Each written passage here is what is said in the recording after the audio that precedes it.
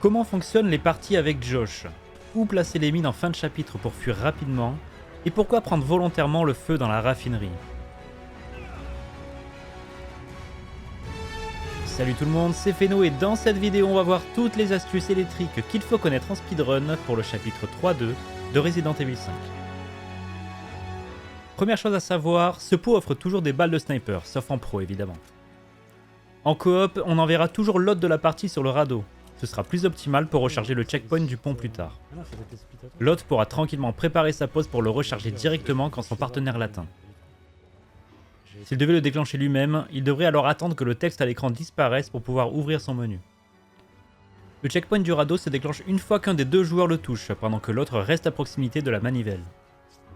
Ouvrir le menu pendant l'animation de la descente permet de le recharger instantanément en tombant dessus. Recharger ce checkpoint est essentiel en new game pour faire despawn tous les ennemis de la zone et se rendre la vie bien plus facile. En New Game Plus, on pourrait se permettre de ne pas le recharger car on a toutes les ressources pour protéger son partenaire. Mais s'il venait à prendre des dégâts, le radeau repartirait en arrière et ferait perdre beaucoup de temps. En solo, on est obligé d'ordonner à Sheva d'attendre à la manivelle.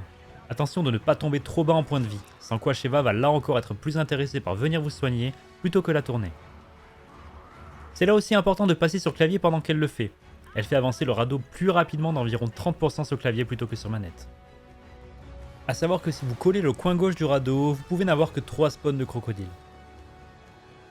Un spray sera toujours dispo dans la deuxième tente, et sauf en pro, une incendiaire sur ce tas de briques. Dans la raffinerie, seuls les archers peuvent vraiment poser problème. C'est pourquoi on a tendance à les éliminer pour ne pas recevoir une flèche random pendant qu'on tourne les vannes. Ces dernières ont d'ailleurs besoin de 6 rotations pour être complétées.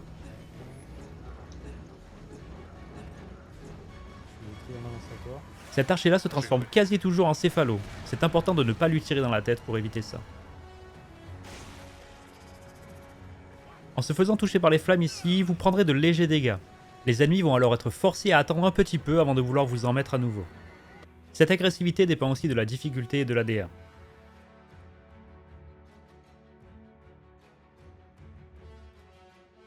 Prendre le feu avant les cinématiques vous permet alors de passer tranquillement au milieu des ennemis ensuite.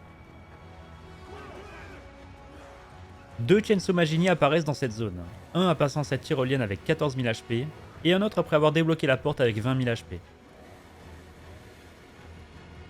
Un seul et unique checkpoint supplémentaire peut être déclenché dès que l'un des deux est tué.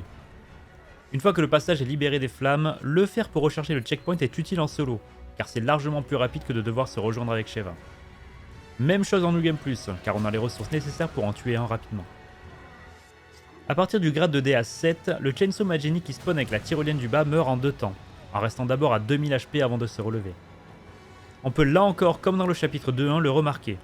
Quand il tombe sur le dos, c'est qu'il est encore en vie, et sa tronçonneuse est toujours en marche. C'est donc techniquement toujours plus rapide de tuer celui qui spawn en haut dans ces difficultés là. A savoir qu'en solo, Sheva ne peut pas les tuer seule, elle les laissera toujours à 1 HP.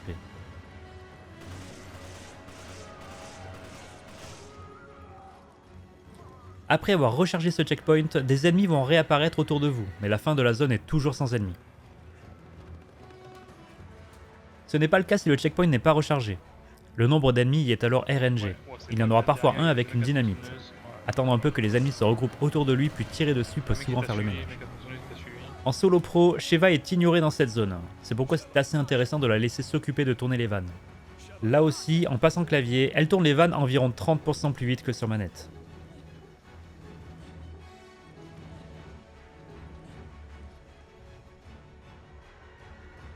Sauf en pro comme d'habitude, une mine se cache toujours dans cette caisse, et une incendiaire dans celle-là.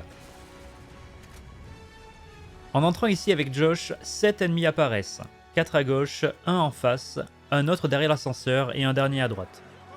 Il faut absolument tous les abattre pour lancer l'autoscroller à suivre. En New Game, la technique est d'utiliser une grenade pour l'envoyer au milieu du groupe d'ennemis. Avec Chris, mon repère est de se recentrer un peu vers la gauche puis d'aligner sa main gauche en dessous de la ligne d'ombre. Avec Sheva, mon repère est de pivoter un peu vers la gauche et de mettre la main qui tient la grenade dans la zone ensoleillée. Ensuite, il faudra éliminer le dernier ennemi sur la droite. En pro, par manque de grenade, on utilise une mine qu'il faut placer sur ce coin d'ombre au sol puis tuer le dernier à droite.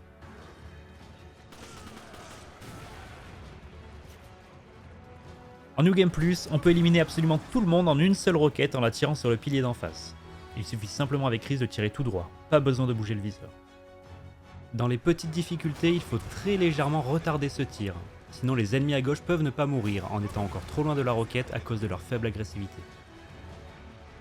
Sauf en pro, il y aura toujours une grenade dans cette caisse. Dès que le dernier ennemi meurt, un autoscroller de 1 minute et 12 secondes démarre.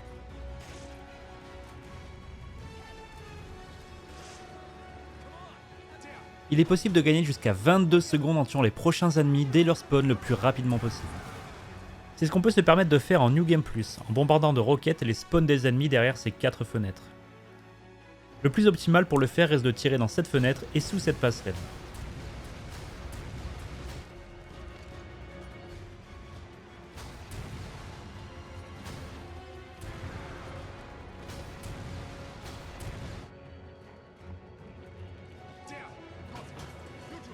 Pour avoir une indication du temps restant, l'autoscroller se termine 15 secondes après que Josh dise « Almost got it ». Jusqu'à 2 Big Mad Genie peuvent apparaître derrière cette fenêtre vers la fin de la séquence, mais ils n'iront jamais focus Josh. C'est le moment de vous parler rapidement du fonctionnement de Josh pour les 2 phases à venir. Il a lui aussi une barre de vie, peut se faire soigner, nous réanimer mais ne peut pas l'être. C'est notamment très problématique en pro car même s'il est ignoré par les ennemis, il peut mourir en un coup. Putain, j'ai tiré un. Quand il déverrouille les accès, les timers sont fixes. Ici par exemple, l'ascenseur est théoriquement déverrouillé à la fin des 72 secondes d'autoscroller. Pour le déclencher, le jeu va seulement vérifier si Josh est à la console à la fin de ce délai. Quoi qu'il se passe pendant tout ce temps n'a pas d'importance. Aucun temps n'est perdu s'il est touché ou déplacé avant. Il suffit qu'à partir de la 72e seconde, Josh soit en interaction avec la console pour que l'ascenseur se débloque. La zone suivante fonctionne de la même manière. Le but est de faire en sorte que Josh arrive au plus vite à la console près de la sortie. La meilleure technique reste de rusher à la fin pour que Josh nous suive au plus vite et qu'il évite de tirer ou de se battre sur le chemin.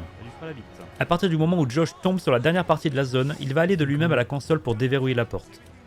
Après la cinématique, un Chainsaw Mad Genie apparaît et un autre autoscroller de 40 secondes se lance. Celui-ci est incompressible, aucun temps n'est à gagner. Pareil ici, le jeu va seulement vérifier si Josh est à la console à la fin de ce délai pour déverrouiller la porte. En New Game, mon conseil est de se contenter de faire tomber les ennemis qui montent à l'échelle pour économiser les munitions. Un seul stun suffit à tenir le Chainsaw Mad Genie hors de portée de la sortie d'ici la fin de l'autoscroller.